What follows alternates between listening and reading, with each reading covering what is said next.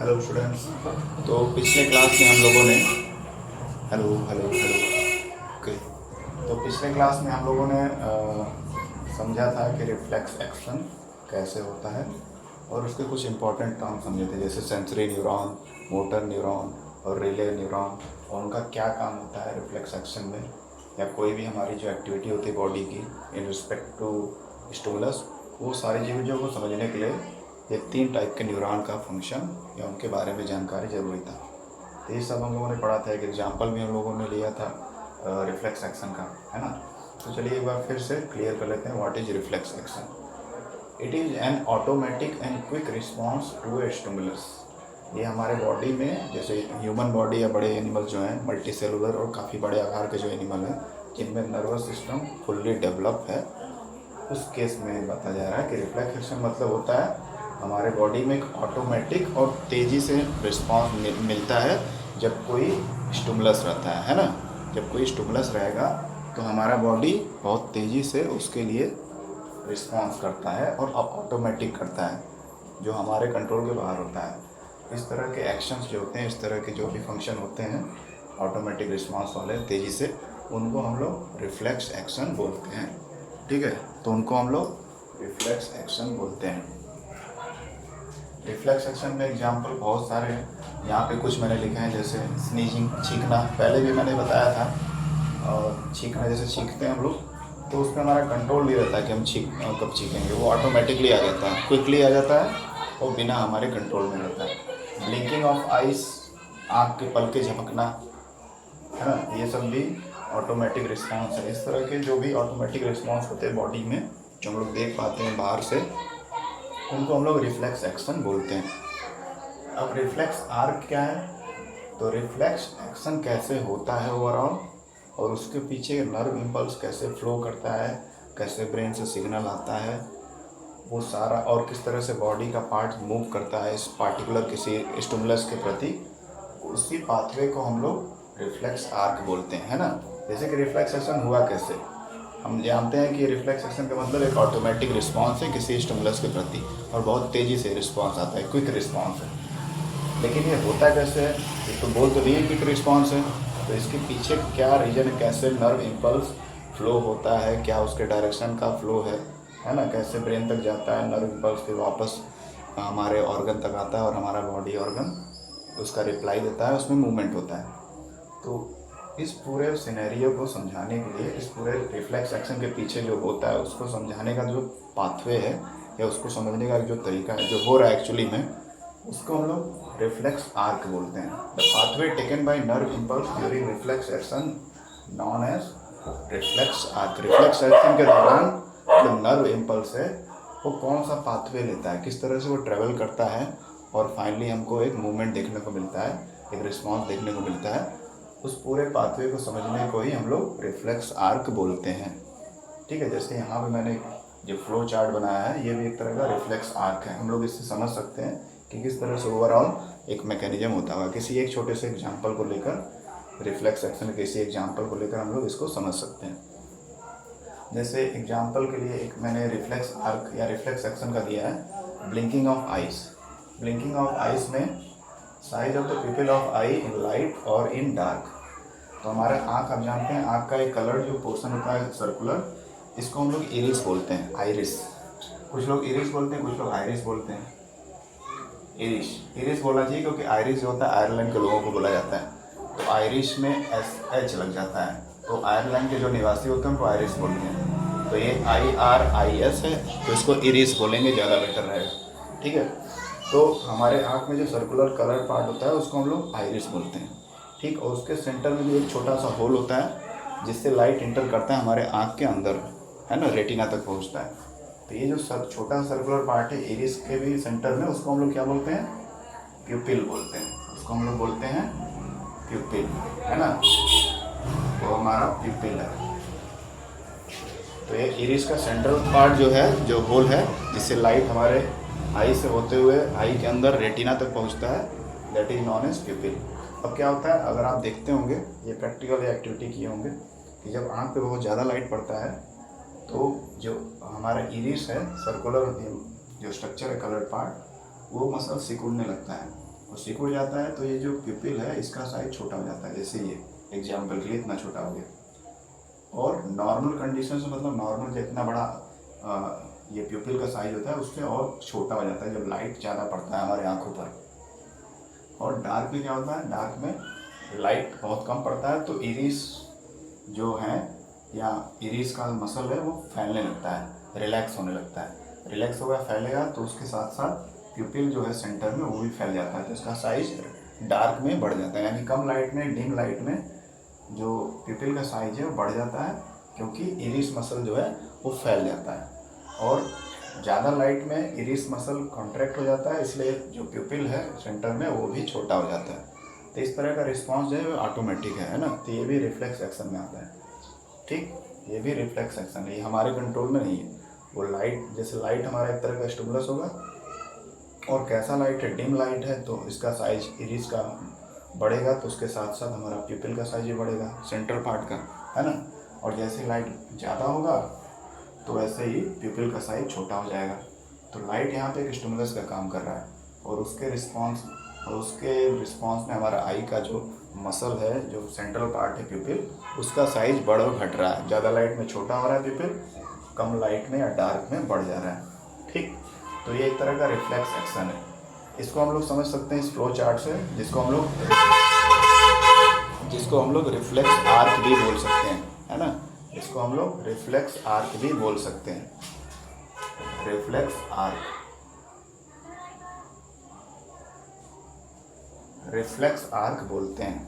ठीक है, reflex arc का मतलब हम लोग जानते हैं कि ओवरऑल जो पूरा प्रोसेस होता है रिफ्लेक्स एक्शन होने में, उसी का जो उसमें जो नर्व इम्पल्स फ्लो हो रहा है, मूव कर रहा है एक जगह से दूसरी जगह, उसके समझाने के प्रोसेस को ही हम लोग रिफ्लेक्स आर्क बोलते हैं। जैसे यहाँ पर स्टिमुलस एक बॉक्स बना दिए, मान लीजिए कोई स्टिमुलस है, क्या है, ब्राइट लाइट, बहुत ज़्यादा लाइट है ना, बहुत ज़्यादा लाइट है। स्टिमुलस है एक तरह का, ज़्यादा लाइट एक स्टिमुलस है। और रिसेप्टर कौन रिसीव कर रहा है, आँख हमारा रिसीव कर रहा है।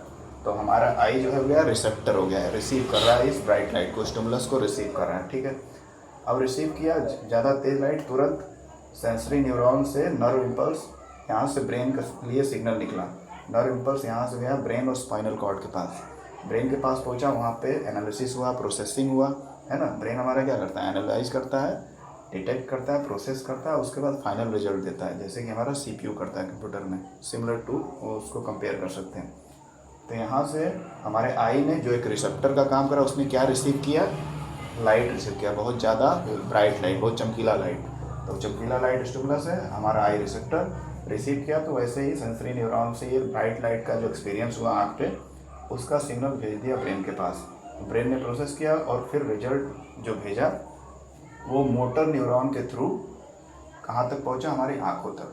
ठीक है, हमारे आँख के मसल्स तक पहुँचा। हमारे आँख का जो मसल है, कौन सा मसल, ये है सर्कुलर मसल, या जो हमारा इरिस है, इरिस जो सर्कुलर शेप का होता है, सर्कुलर मसल है एक तरह का, है ना। तो इस मसल के पास पहुँचा, तो मोटर न्यूरॉन के थ्रू हमारे ब्रेन से सिग्नल प्रोसेस होने के बाद निकला और पहुँचा कहाँ पर, इफेक्टर ऑर्गन तक। इफेक्टर ऑर्गन क्यों बोल रहे हैं, क्योंकि आँख पे लाइट पड़ रहा है तो आँख में ही रिस्पॉन्स हमको देखने को मिलेगा, है ना। आँख में ही इफेक्ट दिखेगा कि आँख बंद हुआ के खुलेगा। तो ये इफेक्टर ऑर्गन यानी हमारे आई के मसल तक पहुंचा वो रिस्पॉन्स, और आई के मसल को ऑर्डर दे दिया ब्रेन ने, प्रोसेस करके वही दिया था कि तुम सिकुड़ जाओ, है ना, तो प्यूपिल श्रिंक हो जाएगा। तो ब्राइट लाइट भी क्या होता है, प्यूपिल जो सेंट्रल पार्ट होता है इरिस के बीच में आँख के, वो सिकुड़ जाता है, छोटा हो जाता है। तो ये हमारा रिस्पॉन्स हो गया। तो हमारा स्टिमुलस क्या था, ब्राइट लाइट, ज़्यादा लाइट में क्या हुआ, हमारे आँख का जो प्यूपिल है उसका साइज बहुत छोटा हो गया, वो श्रिंक हो गया। ठीक है, तो इस तरह से ये रिफ्लेक्स एक्शन होता है। अगर यहाँ पे डार्क लाइट लिखते हैं, डार्क लाइट या फिर कह सकते हैं डिम लाइट, बहुत ही हल्का लाइट जिसमें हम लोग को आँख पे बहुत ज़्यादा जोर देना पड़ता है, तो उस केस में क्या होता है कि यहाँ पे बस हम लोग लिख देते हैं डिम लाइट या डार्कनेस लिख देते हैं, सारी चीज़ें ऐसी होती हैं। लेकिन ब्रेन से रिस्पॉन्स क्या आता है, अब ब्रेन से रिस्पॉन्स आता है कि आई के मसल को फैलाओ। इफेक्टर ऑर्गन क्या हो जाए, आई का मसल यहाँ पे सिकुड़ रहा था ज़्यादा लाइट में, और डार्क में क्या होगा, आई का मसल फैल जाएगा, है ना। और आई का मसल जब फैल जाएगा तो हमारा रिस्पॉन्स क्या होगा, इस तरह का, आई का जो प्यूपिल है सेंट्रल पार्ट है वो फैल गया, बड़ा हो गया साइज। जबकि ज़्यादा लाइट में फिर छोटा हो जा रहा था, श्रिंक हो जा रहा था, है ना। तो ये चीज़ें हुई। आई थिंक ये आपको समझ में आ गया होगा। ठीक है।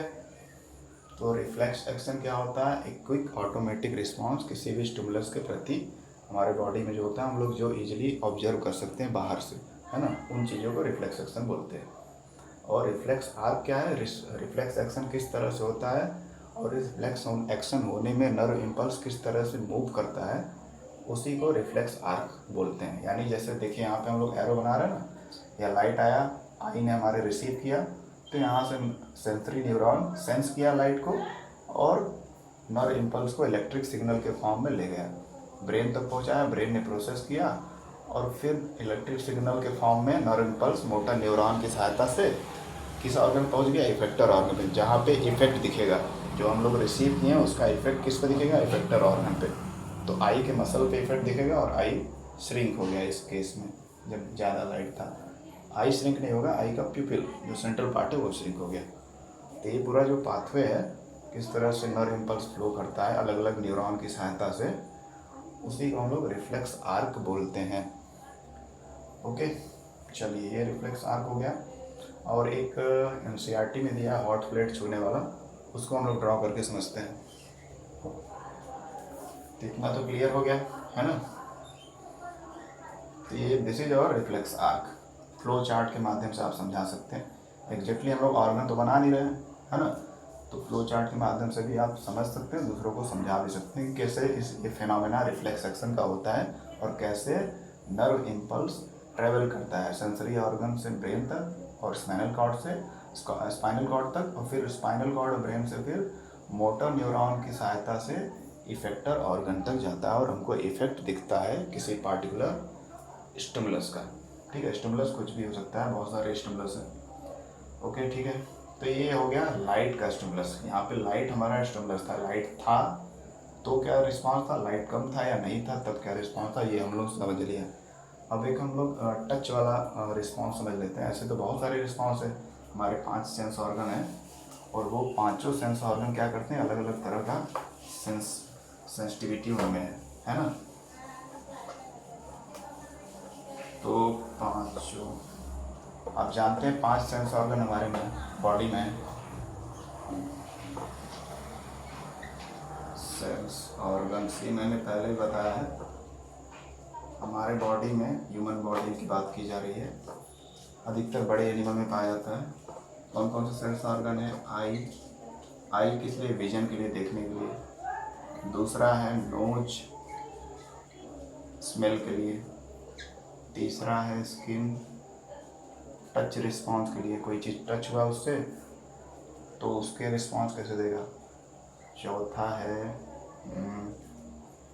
टंग या माउथ, जो टेस्ट बताता है। फिर पांचवा क्या है? आँख हो गया, कान, ईयर, कान जो हमको क्या करता है, सुनने में मदद करता है, तो वो साउंड उसके लिए स्टिमुलस का काम करेगा, है ना। तो अलग अलग ऑर्गन के लिए अलग अलग तरह का रिस्पांस होगा।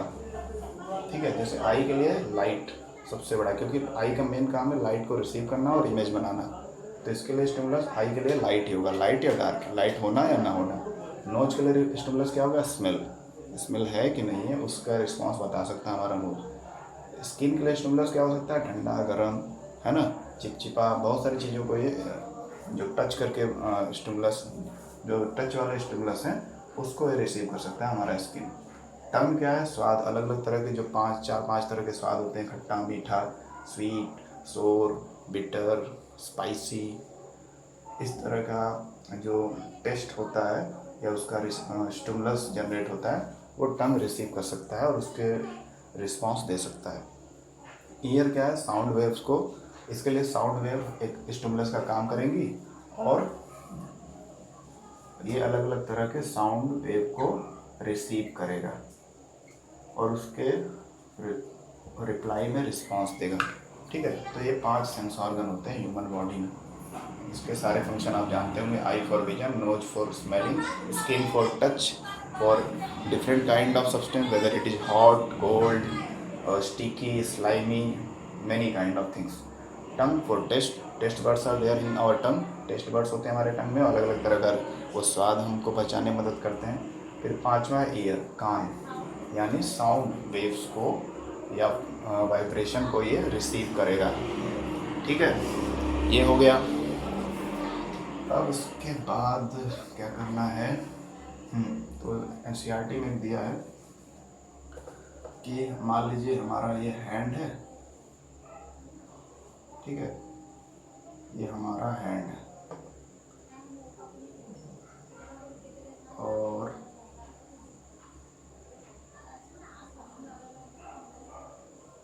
ठीक है, ये हमारा हैंड है। उसमें क्या किया हमने,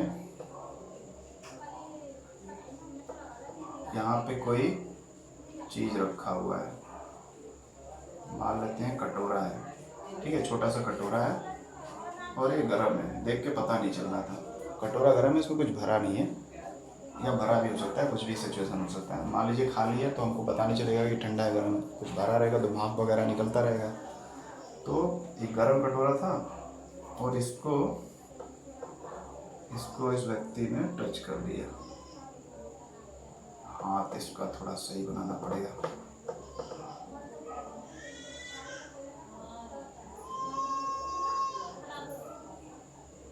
ठीक है, तो ये गर्म कटोरे को हॉट पॉट, हॉट वेसल, कुछ भी हॉट चीज़ है, प्लेट है, वेसल है, कोई बर्तन है, तो उसको क्या किया, टच कर दिया। ठीक है, तो क्विकली आप बता सकते हैं, तुरंत बता सकते हैं कि कोई भी गर्म बर्तन या गर्म चीज़ को कोई छुएगा, बहुत ज़्यादा गर्म है, बहुत ज़्यादा हॉट है, तो क्या होगा कि हम अपना हाथ हटा लेते हैं, है ना, यही होता है। तो ये कैसे होता है, वही रिफ्लेक्स आर्क हमको बनाना पड़ेगा, है ना, हमको रिफ्लेक्स आर्क बनाना पड़ेगा, रिफ्लेक्स आर्क। ठीक है, चलिए, तो रिफ्लेक्स आर्क, ये टच वाला है, तो टच वाले में स्किन हमारा आएगा, टच के प्रति रिस्पॉन्स कैसा होता है। चलिए, तो ये हमारा हो गया गर्म बर्तन, इसको टच किया और तुरंत हटा लेंगे हम लोग, है ना, हमारा हाथ हट जाएगा। तो उसमें क्या होगा, समझते हैं हम लोग। तो थोड़ा सा इसको चौड़ा बना दें तो और अच्छा रहेगा समझने के लिए। हाँ, तो हमने टच किया, ये स्किन हमारा कांटेक्ट में है ना, तो यहाँ से ये सेंसरी न्यूरॉन, ब्लू कलर का जो है वो सेंसरी न्यूरॉन है। ठीक है, सेंसरी न्यूरॉन जा रहा है, ये जाएगा और यहाँ पर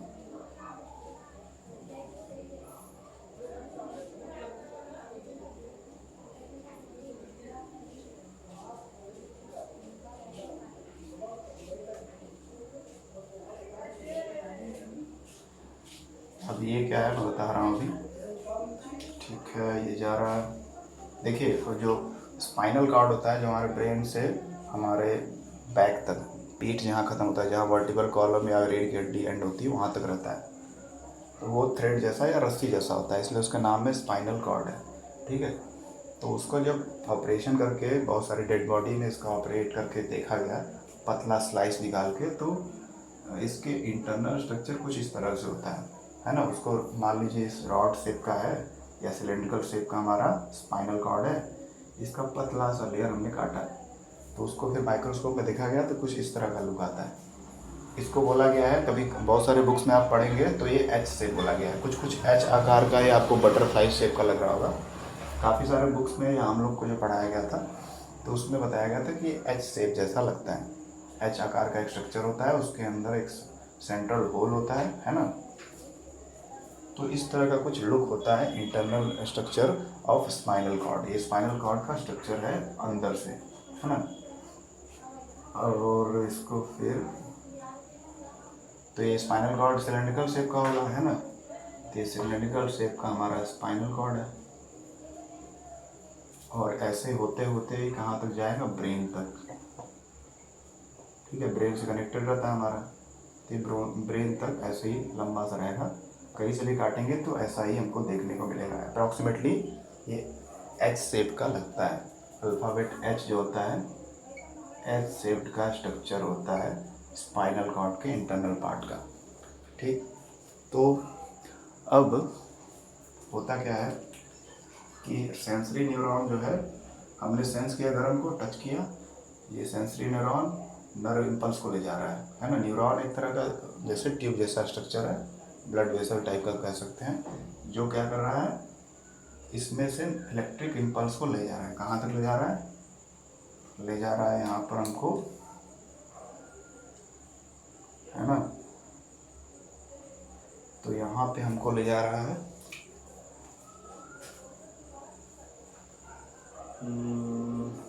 अच्छा, ठीक है, तो ये कुछ स्ट्रक्चर ऐसा होता है। ये मतलब हम लोग जैसे पढ़े थे कि जो स्पाइनल कॉर्ड होता है वो ब्रांच होता है, दोनों तरफ से नर्व्स निकले रहती हैं जो उसको स्पाइनल नर्व्स बोलते हैं, है ना। तो ये ब्रांचिंग दिखाया जा रहा है कि मान लीजिए एक ब्रांच से ये कनेक्टेड हमारा सेंसरी न्यूरॉन, तो वो सेंसरी न्यूरॉन यहाँ तक पहुँच रहा है, हमारे स्पाइनल कॉर्ड तक नर्व इम्पल्स को ला रहा है, सिग्नल को ला रहा है। ठीक है, यहाँ तक लाया, यहाँ तक पहुँचा, ठीक है, यहाँ तक पहुँच गया, इसके बाद ये ब्रेन तक जाएगा।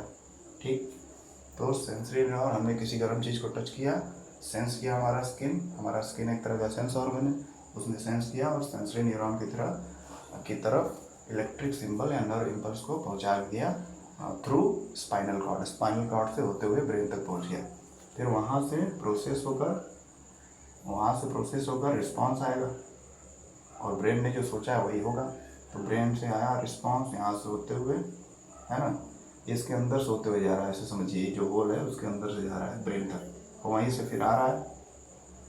अब जो आ रहा है इसको ब्लैक कलर से बनाते हैं, ये ब्रेन से प्रोसेस्ड जो हुआ है वो आ रहा है रिस्पॉन्स। ठीक है, ब्रेन से जो प्रोसेस हुआ है वो रिस्पॉन्स आ रहा है। ठीक है, ये ब्लैक कलर से मैं दिखा रहा हूँ। तो ब्रेन से प्रोसेस्ड होकर जो रिस्पॉन्स आता है वो किसके थ्रू आता है? मोटर न्यूरॉन के थ्रू, मोटर न्यूरॉन। ठीक है, मोटर न्यूरॉन के थ्रू ये प्रोसेस होकर नर्व इम्पल्स आ रहा है। प्रोसेस होकर यानी पूरा प्लानिंग हो गया, क्या होना है, कैसा रिस्पांस क्रिएट होगा। तो ये प्रोसेस होकर आया और इफेक्टर ऑर्गन पे अपना इफेक्ट डालेगा। तो हमारा इफेक्टर ऑर्गन यही हाथ है ना, इफेक्टर ऑर्गन, और रिसेप्टर क्या है? रिसेप्टर। देखिए अब यहाँ पे एक बार फिर से समझ लीजिए, जो हम लोग फ्लो चार्ट बना रहे थे सिमिलर वही चीज़ यहाँ पर है, बस उसको थोड़ा डायग्रामेटिकली हम लोग दिखा रहे हैं, फ्लो चार्ट ही बना रहे हैं। तो यहाँ पर किसी गर्म बर्तन को हमने टच किया, हाथ से टच किया, तो हमारा कौन सा पोर्शन टच में आया? स्किन एक सेंस ऑर्गन है, उसने सेंस किया, यानी इस रिसेप्टर यहाँ पे क्या होगा? हमारा स्किन। ठीक है, हैंड का स्किन या कहीं पैर से छुए तो पैर का स्किन, है ना, जहाँ भी टच करेंगे तो वो स्किन ही रहेगा। तो स्किन हमारा रिसेप्टर ऑर्गन है, वहाँ से इलेक्ट्रिक सिग्नल जनरेट हुआ। ठीक है, और किसके थ्रू चला गया? सेंसरी न्यूरॉन के थ्रू, सेंसरी न्यूरॉन। ठीक है, सेंसरी न्यूरॉन के थ्रू ये जो इलेक्ट्रिक इम्पल्स है कहाँ तक पहुँचा? स्पाइनल कॉर्ड तक, और स्पाइनल कॉर्ड से सीधे ब्रेन तक पहुँच गया। ठीक है, फिर ब्रेन से प्रोसेस हुआ वो सिग्नल और रिटर्न हुआ किसके थ्रू? मोटर न्यूरॉन के थ्रू रिटर्न हुआ और हमारे ऑर्गन इफेक्टर ऑर्गन तक पहुँचा। कहाँ तक पहुँचा? Effector organ. हमारा इफेक्टर ऑर्गन यहाँ पे क्या है? हैंड है।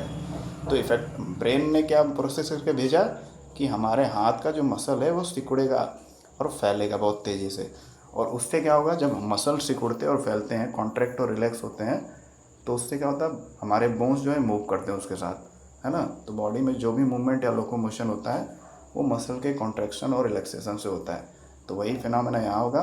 इफेक्टर ऑर्गन तक जो नर्व इम्पल्स आया है वो क्या करेगा? आसपास के हाथ के मसल्स को कॉन्ट्रैक्ट और रिलैक्स करेगा, और उसके एवज में हमारा जो हाथ है थोड़ा सा ऊपर हट जाएगा। इसको हम लोग डॉटेड से बना देंगे।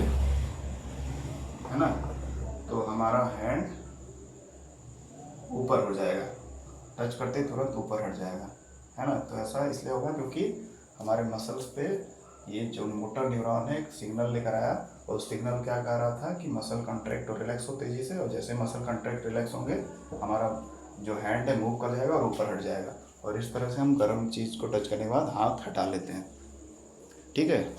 तो ये ओवरऑल पूरा फिनोमेना होता है रिफ्लेक्स एक्शन में, और ये हमारा रिफ्लेक्स आर्क है ना। डायग्राम के साथ हम लोग रिफ्लेक्स आर्क को यहाँ पे समझ रहे हैं। ओके, ये हो गया। ये थोड़ा हैंड अच्छा नहीं बना है, ठीक है। तो हाथ यहाँ पे था, यहाँ से यहाँ हो गया because of the contraction and relaxation of the muscle, and that happens because the processed signal contains the signal of contracting and relaxation of the muscle. जो प्रोसेस होकर सिग्नल आया उसमें सिग्नल ने क्या किया, मसल को कॉन्ट्रैक्ट और relax करने का ऑर्डर दिया। मसल कॉन्ट्रैक्ट और रिलैक्स होंगे, सिकुड़ेंगे, फैलेंगे तो बॉडी में मूवमेंट होता है। वही मूवमेंट की वजह से हमारा हाथ हट गया, नहीं तो हमारा हाथ वही लगा ही रहता और हाथ चल जाता, ठीक है। तो ये हो गया हमारा रिफ्लेक्स एक्शन और रिफ्लेक्स आर्क। अगले वीडियो में हम लोग ब्रेन के बारे में पढ़ेंगे और ब्रेन के कुछ पार्ट्स के बारे में पढ़ेंगे कि रिफ्लेक्स एक्शन के अलावा और क्या क्या फंक्शन होते हैं हमारे नर्वस सिस्टम के मेन पार्ट यानी ब्रेन का, ठीक है। तो फिलहाल अभी तक इतना ही।